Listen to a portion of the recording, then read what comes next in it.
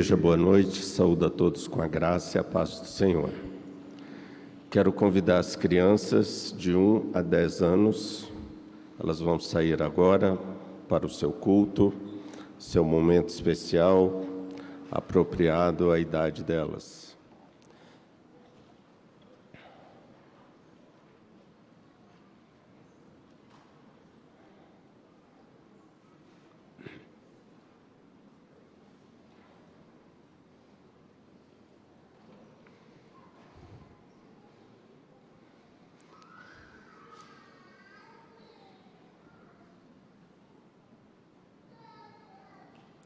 Vamos orar neste momento, pedindo a bênção de Deus, a palavra que será lida e explanada.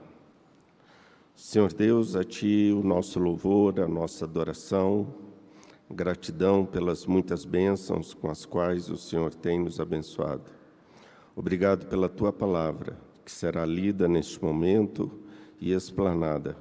Que o Senhor nos use, Deus, para a Tua honra, para a Tua glória, para o Teu louvor. Abençoe meus irmãos, minhas irmãs que estarão ouvindo, que cada coração seja um solo fértil, onde a Tua palavra cresça, produza frutos, ó Pai. Fique conosco, é a oração que te fazemos, em o nome de Jesus. Amém. Queridos, estamos na série de Colossenses, porque Jesus é suficiente. Hoje nós vamos estar abordando o capítulo 1, versículo 21 a 23. Colossenses, capítulo 1, versículos 21 a 23. Temos o texto na projeção, podemos ler juntos, são 3 versículos apenas. Leamos. E a vós outros também, que outrora éreis estranhos e inimigos no entendimento pelas vossas obras malignas. Agora, porém, vos reconciliou no corpo da sua carne, mediante a sua morte, para apresentar-vos perante ele santos, inculpáveis e irrepreensíveis, se é que permaneceis na fé, alicerçados e firmes, não vos deixando afastar da esperança do Evangelho que ouviste e que foi pregado a toda criatura debaixo do céu, e do qual eu, Paulo, me tornei ministro. Palavra do Senhor, queridos, às nossas vidas nesta noite. Nós vamos falar sobre os benefícios da nossa reconciliação com Deus por meio de Jesus. Alguns eruditos chamam esses 3 versículos de o hino. O hino foi os versículos 15 a 20, que o reverendo Marco Antônio pregou e cantou. Agora não é hino, eu não vou cantar, mas aqui nós teríamos o hino aplicado. Paulo acabou de mencionar um hino e agora ele faz a aplicação. Um autor chamou esses 3 versículos de uma adaptação homilética, né? E ele nos diz que se serve a teologia ela precisa impactar na nossa existência humana, senão ela de nada serve ou aproveita. E é o que nós temos aqui nesses 3 versos, versos 21 a 23, texto impactante à nossa existência humana. Paulo, ele aborda 3 aspectos da obra reconciliadora de Cristo na vida dos cristãos de Colossos e também na nossa vida. Quais seriam esses 3 aspectos? O verso 21 fala acerca do problema do ser humano que requer reconciliação.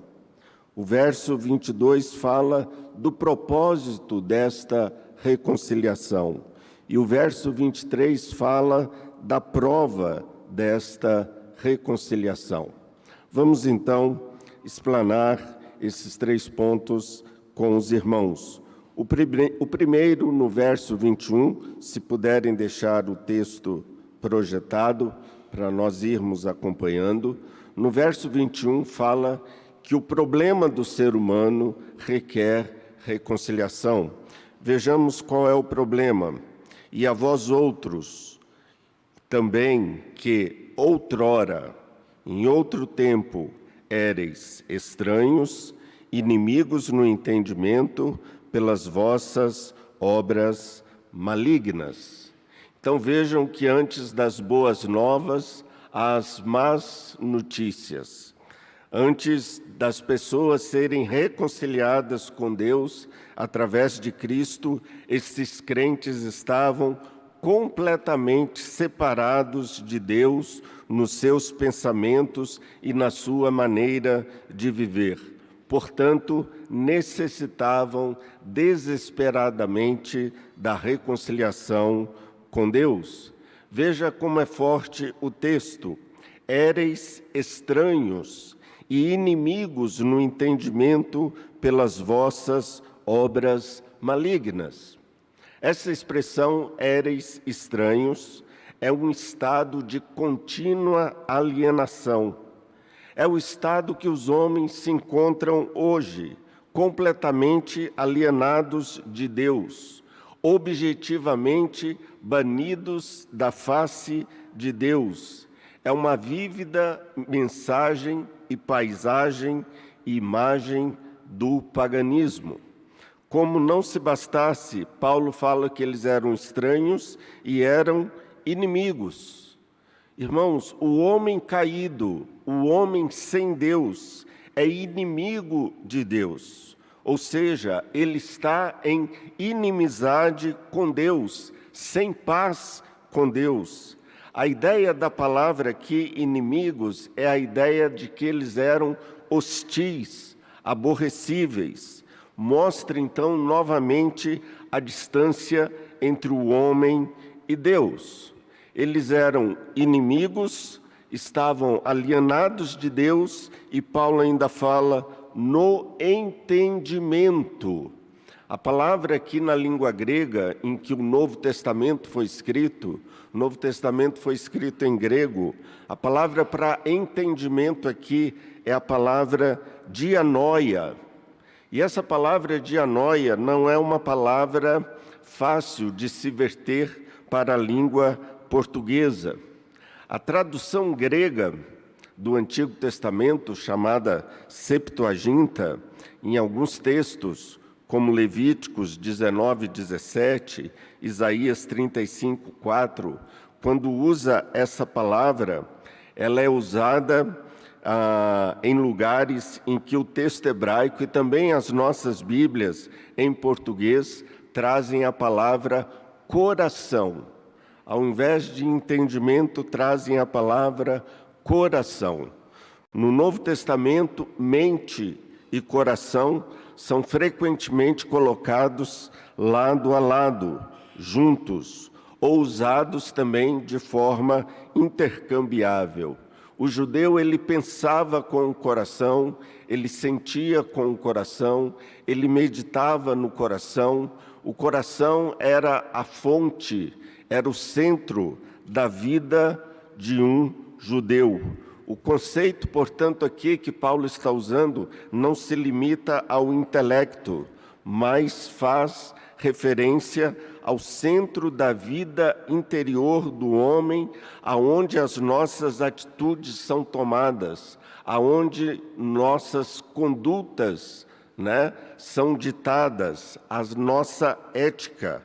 O pensar, portanto, não é um raciocínio intelectual, mas é algo referente a uma mentalidade, a uma cosmovisão, uma forma de pensar. Mente, intenção e propósito é aquilo que Paulo está pensando aqui. Por que isso é importante? Falarmos desta dianoia. Noia vem de nous, mente.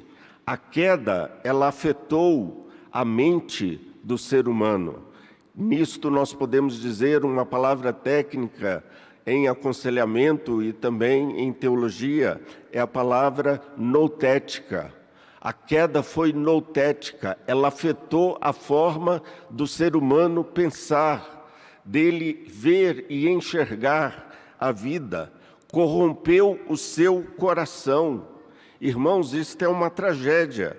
Paulo nos mostra o tamanho desta tragédia, dos homens empregando a sua mente e o seu coração contra Deus. E ele ainda fala, veja o final do verso 21, pelas vossas obras malignas. É um propósito hostil no coração destes homens que eram inimigos de Deus. E, obviamente, a forma deles pensarem determinava a forma deles agirem. Um coração corrompido gera atitudes corrompidas. A mente e o coração dita os passos do ser humano, a forma dele pensar, dele agir e dele viver. Por isso, Paulo fala que, por causa da mente corrompida, as atitudes são atitudes malignas. Portanto, irmãos, este era o estado em que nós nos encontrávamos antes da reconciliação. Essa difícil situação dos colossenses não era diferente da nossa. Isso por causa do pecado. Paulo então diz que o pecado separou as pessoas de Deus e toda a humanidade necessita desesperadamente de reconciliação. Como diz Paulo em Romanos 3:23, pois todos pecaram e carecem da glória de Deus. E no capítulo 3 ele ainda fala, não há nenhum justo, nenhum sequer, não há quem busque a Deus. Portanto, esta é a situação do homem sem Deus, aonde Paulo pinta justamente este quadro não muito agradável no verso 21. E aí, então, no verso 22, o segundo ponto da nossa mensagem, Paulo vai nos falar sobre aquilo que Deus nos tornou, o propósito da reconciliação e os seus benefícios. Veja que o verso 21 usa a expressão outrora, e o verso 22 começa com a expressão agora. Então, outrora éreis inimigos de Deus. Agora pensem naquilo que Deus os transformou. O verso 22 fala, agora, porém, vos reconciliou no corpo da sua carne, mediante a sua morte, para apresentar-vos perante ele, que maravilha, irmãos, santos, inculpáveis e irrepreensíveis. Essa expressão agora é uma expressão técnica que Paulo usa em suas cartas, que marca uma nova era, uma nova vida, uma nova dispensação da graça em Cristo. Paulo está contrastando o homem sem Cristo, o outrora do verso 21, com o homem em Cristo, o agora do verso 22. E ele fala agora para nós, para a igreja de Colossos e para nós, que Deus nos reconciliou. Nós éramos inimigos de Deus, agora nos tornamos seus amigos, temos paz com Deus. Aquilo que Paulo fala em Romanos 5:1, justificados, pois, mediante a fé, temos paz com Deus, por meio de nosso Senhor Jesus Cristo. O apóstolo Paulo, com esta palavra, ele volta-se para uma apresentação dos resultados experimentais da justificação dos crentes. Deus nos declarou, irmãos, justos, com base na nossa fé. Agora nós temos paz com Deus. É interessante esse temos paz com Deus, porque em alguns importantes manuscritos ou cópias do livro de Romanos, nós encontramos a expressão, ao invés de termos paz com Deus, a expressão tenhamos paz com Deus. E segundo os scholars, os entendidos, esta parece ser a frase mais preferida. Então, se é tenhamos paz com Deus, nós vamos continuar tendo, no sentido, irmãos, de desfrutar a paz de Deus.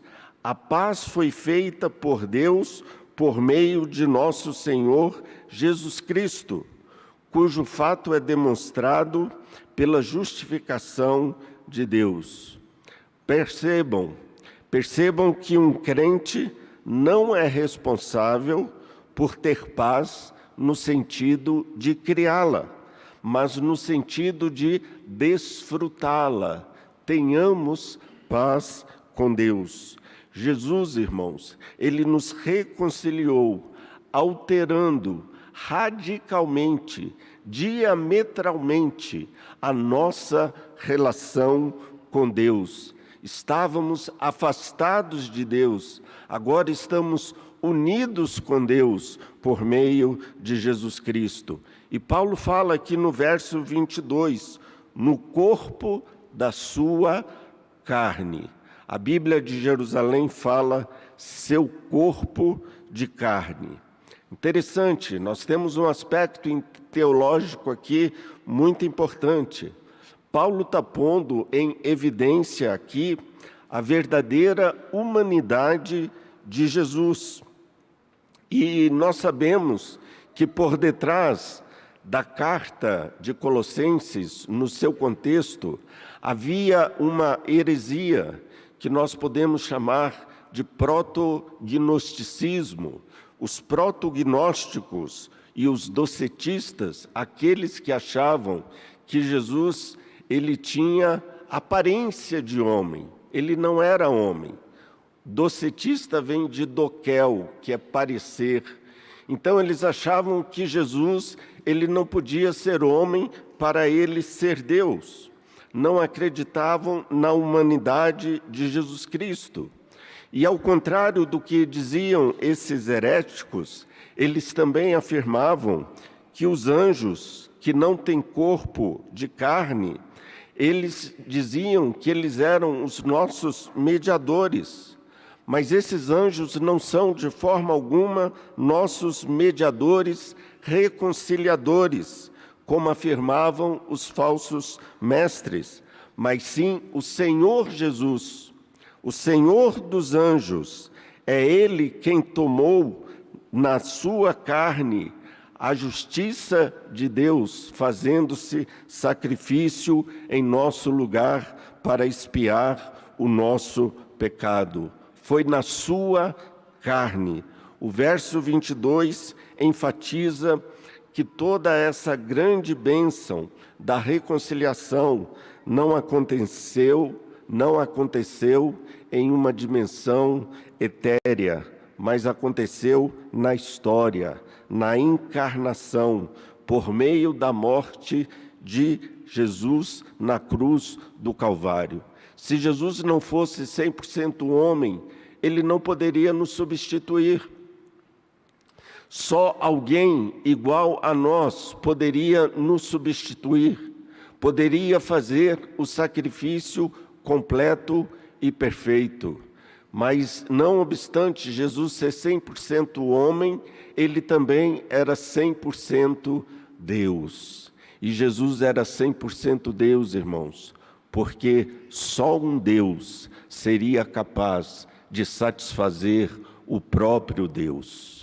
E Jesus foi capaz de satisfazer aquilo que Deus reclamava para que nós tivéssemos vida e fôssemos perdoados. Os heréticos diziam que Jesus não morreu de verdade.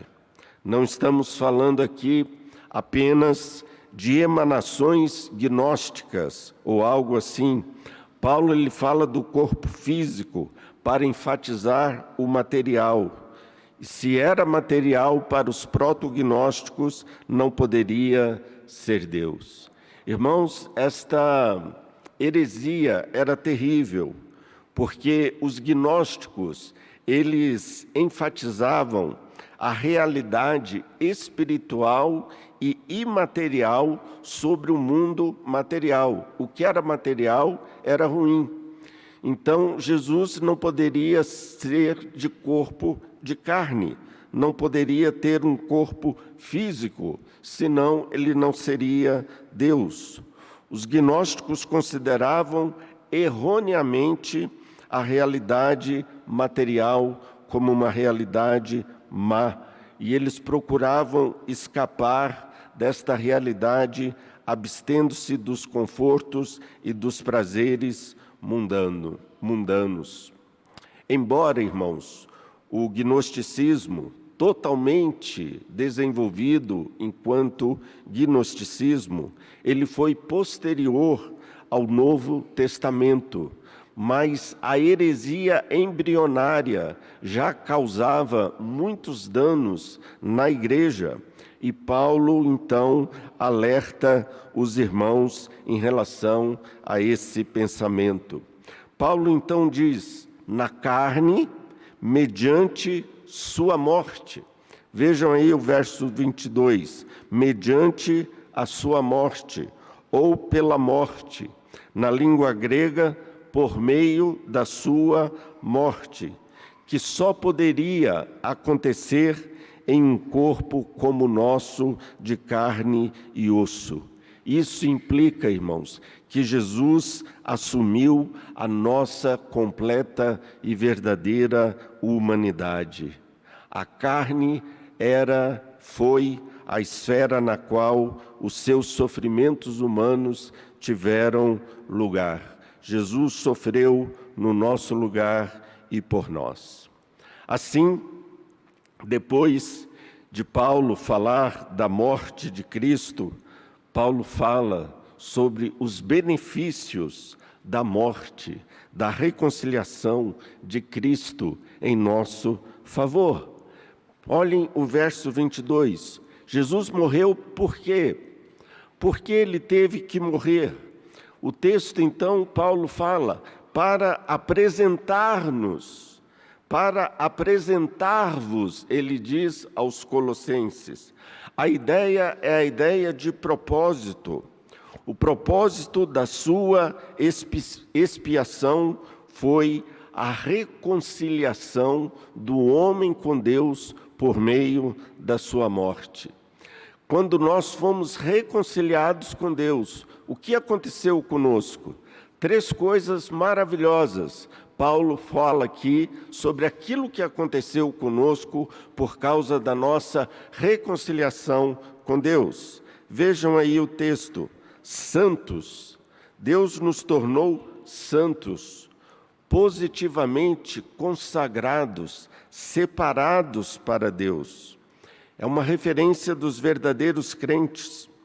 Todos esses termos que Paulo vai usar aqui, santos, inculpáveis, irrepreensíveis, são textos da religião judaica, do cerimonial judaico e legal.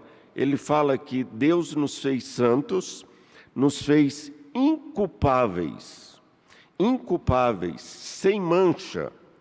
Um termo cerimonial do Antigo Testamento para as purificações. Esta é a mesma linguagem que o Antigo Testamento usava para descrever os animais imaculados que os sacerdotes traziam para o sacrifício. Paulo está demonstrando que Deus nos tornou completamente limpos, inculpáveis, santos, inculpáveis e, em terceiro lugar, irrepreensíveis, não encontrando em nós coisas dignas de repreensão, nada que pudesse nos acusar. Imaginem, irmãos, que bênção! Não há nada que possa nos acusar. Nós ficamos livres de toda e qualquer acusação. Lembram de Paulo falando aos Romanos, no capítulo 8, quando ele diz: quem intentará acusação contra aqueles que Deus escolheu? É Deus quem justifica. Jesus nos reconciliou com Deus e tirou de nós toda a nossa culpa. Diante de Deus, nós somos inocentes. Fomos inocentados por meio da reconciliação que Deus nos fez por meio de Jesus Cristo. Esses 3 adjetivos, santos, inculpáveis e irrepreensíveis, nos dão uma imagem maravilhosa de uma pureza total, a obra de Cristo na nossa vida. Louvado seja o nome do Senhor.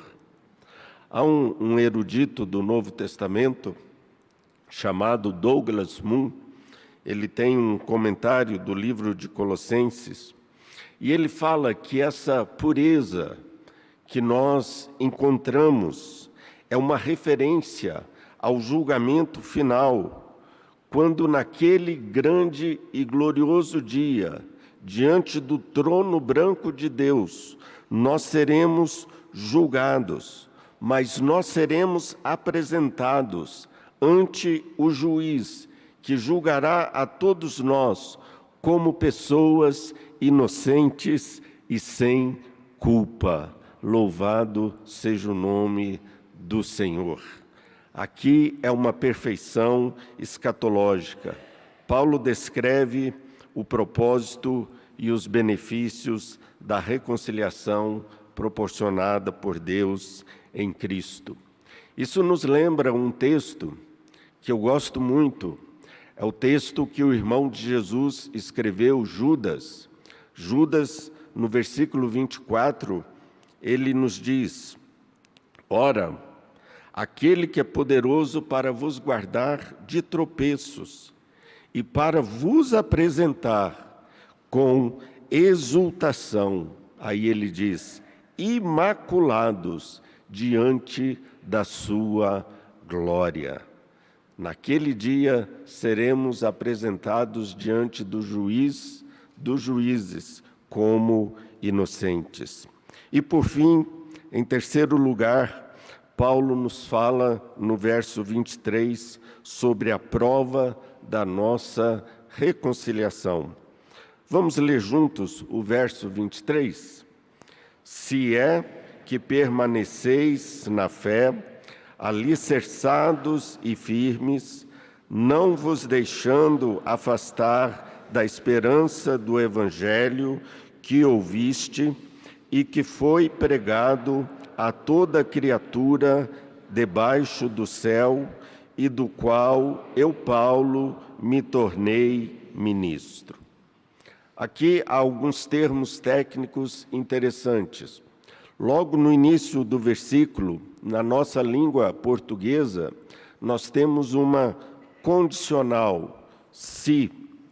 E a condicional em português geralmente diz respeito a uma condição que precisa ser atendida para que a coisa aconteça.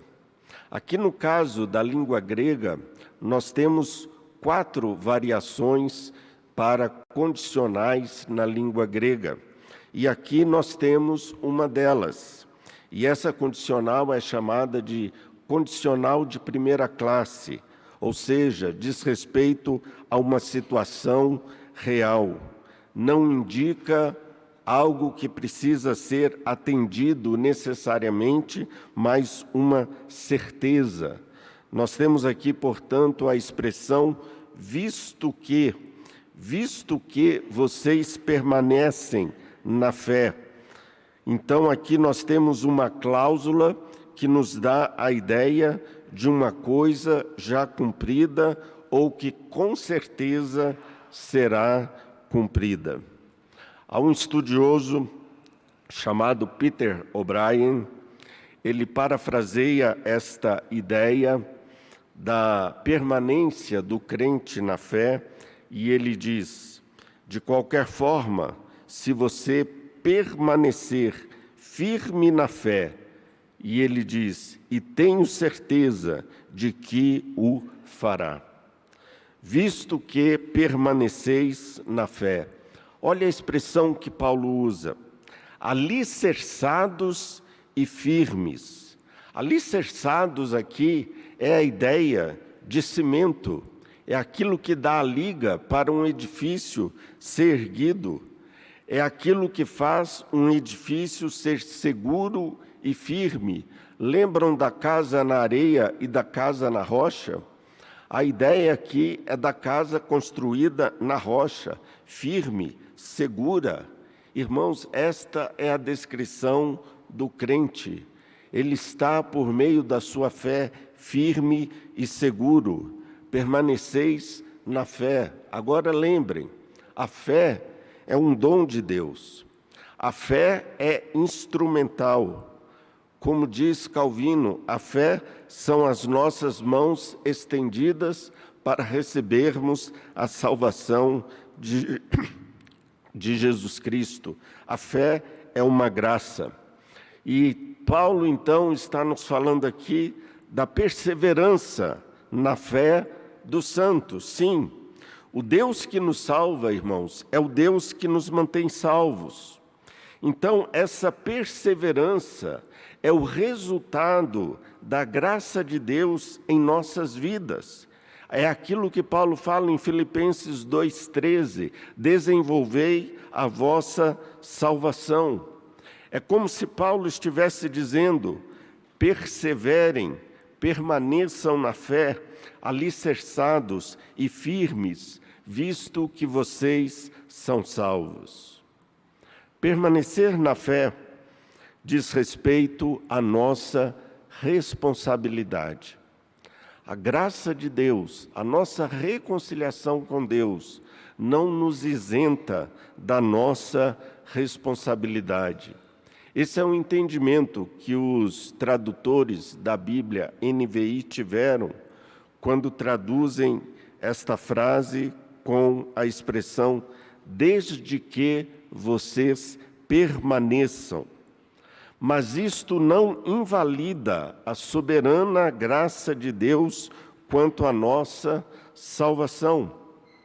Portanto, Paulo diz que só continuando em sua fé, eles podem encontrar o veredito favorável de Deus no dia do julgamento. Permaneçam firmes. Interessante essa palavra firmes. É a ideia de um assento. É alguém que está assentado numa cadeira, como vocês estão assentados agora, imóveis, inabaláveis. No grego a expressão é fundado, fixado, com um fundamento. Irmãos, esse é o fundamento sobre o qual os crentes descansam.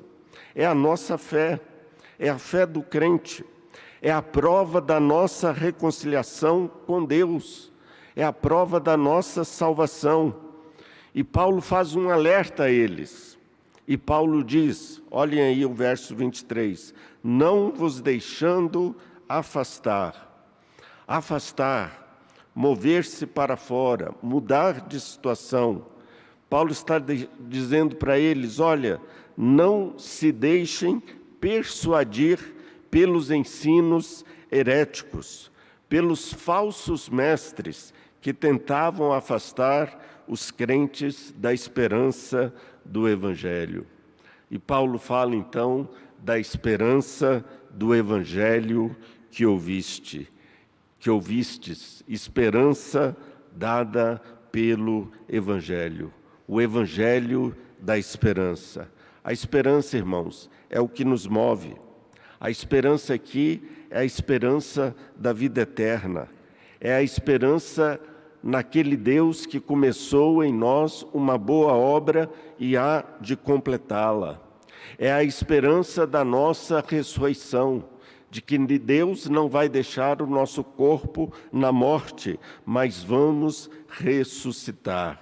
Isto é o Evangelho. Evangelho sem escatologia não é Evangelho.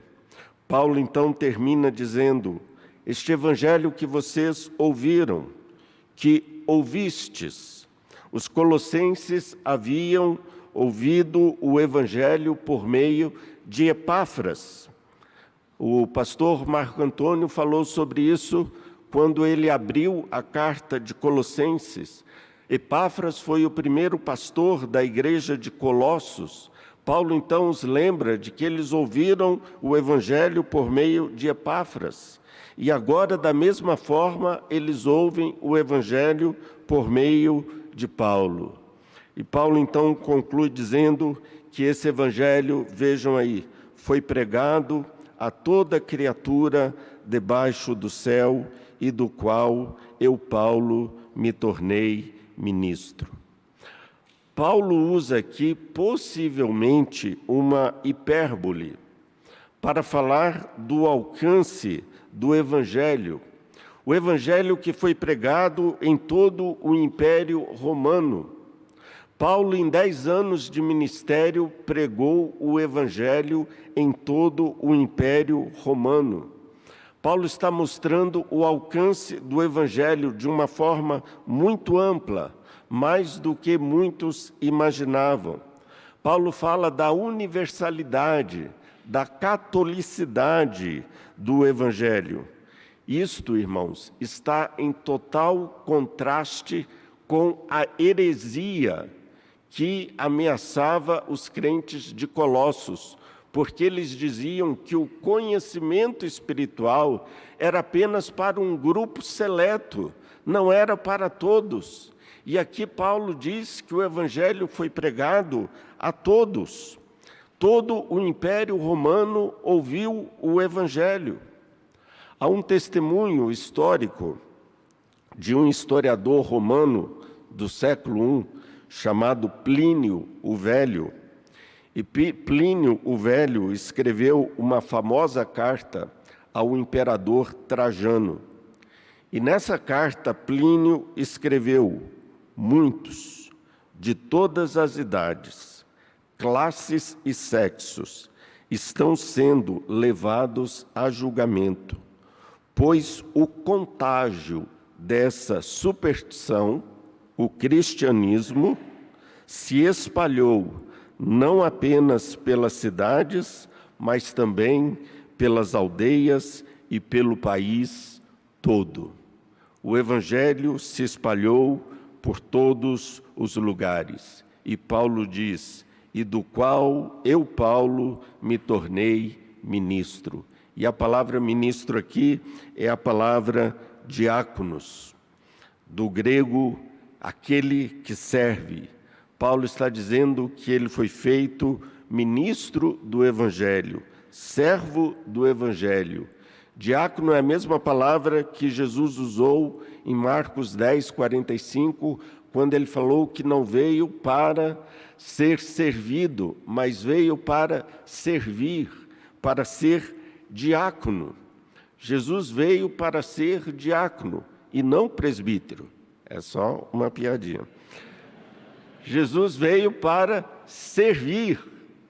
Jesus, ele usa esse termo para ele, e Paulo aqui ele fala: eu vim para ser um diácono. Nós podemos dizer que talvez Paulo estivesse usando esta palavra para ele mesmo, para ele se identificar com Epáfras e para ele se identificar também com Tíquico. Tíquico e Epáfras eram seus companheiros de confiança, que são, portanto, com esta expressão, elogiados como verdadeiros expoentes deste Evangelho em Colossos. Resumindo, irmãos, esses 3 pontos, Paulo está dizendo que Cristo nos apresentará santos, sem mácula e irrepreensíveis, porque nós permanecemos fundados e firmes na fé. E essa declaração concorda, inclusive, e não poderia ser diferente, com outros textos do Novo Testamento, mas com a mensagem de João, quando João fala no sentido de que a pessoa que confia em Cristo permanece nele. E quem não confia dá testemunho de que nunca confiou verdadeiramente. Esta é a boa notícia. Aqueles de nós que acreditaram sinceramente em nosso Salvador permanecem alicerçados e firmes na fé, porque Deus já fez tudo por nós. Deixe-me concluir. Para Paulo, a nossa santificação, a nossa conduta, a nossa ética é uma resposta à graça de Deus. Nunca se esqueçam disso. A nossa vida denuncia o quanto nós somos gratos a Deus por nossa reconciliação com Ele.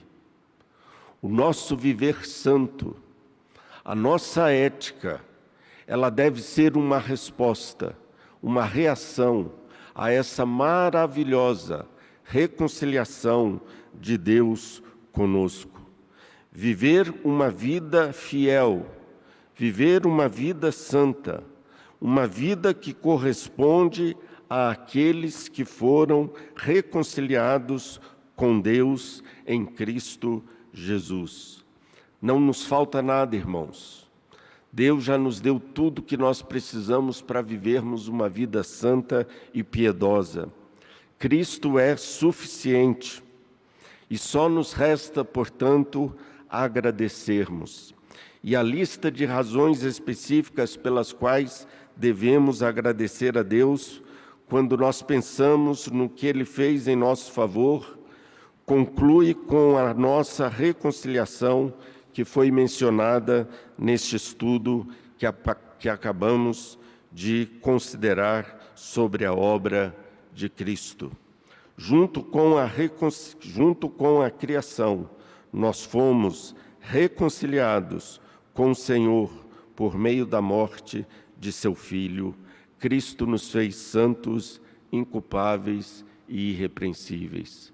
Sejamos, portanto, gratos a Deus por tão grande salvação, que a nossa vida, a nossa ética, seja uma demonstração da graça com a qual um dia fomos alcançados. Que Deus nos abençoe, queridos, em o nome de Jesus. Amém.